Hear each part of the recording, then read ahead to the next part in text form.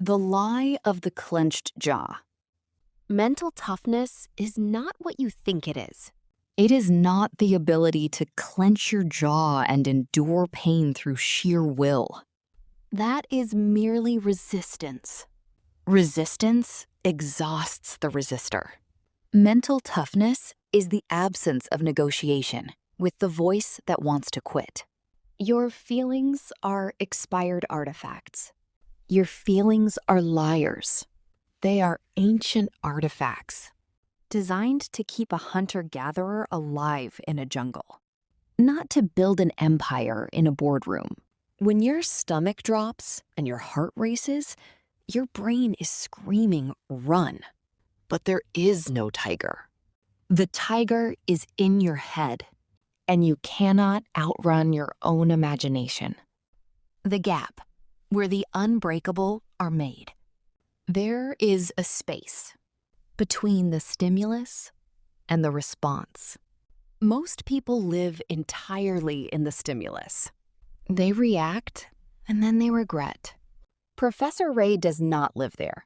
She lives in the gap. I have spent years expanding that gap. In that space, I decide who I am. I decide to act, not to be acted upon. Voluntary suffering as premium insurance. You cannot think your way to toughness. You must do. The cold is a teacher, not a tyrant. I subject the body to the cold to inoculate the mind. I subject it to the heat. I subject it to exhaustion. I subject myself to suffering voluntarily.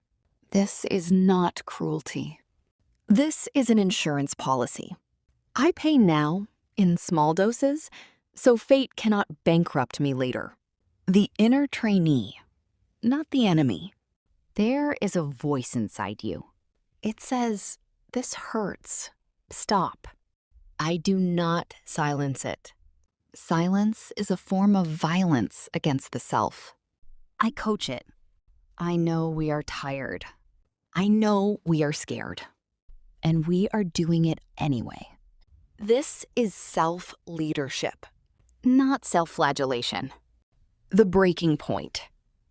The wreckage. There is a day I do not speak of often. A phone call at 3 a.m.? A rejection after 6 months of silence. A door closing on a future I built with my own hands. Not in the morning routine. This is where mental toughness is forged. In the 3 a.m. wreckage, I sat on that floor. I allowed myself to shatter. And then I remembered something. Shattered pieces can be rearranged into a better mosaic. I chose to rebuild. The objective eye. Mental toughness is the ability to observe your own destruction without identifying as the wreckage.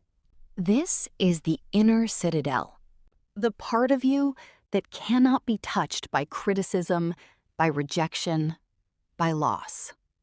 I am not my job title. I am not my grant funding.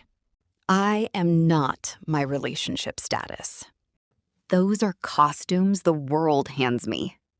I am the actor, and I write my own next act.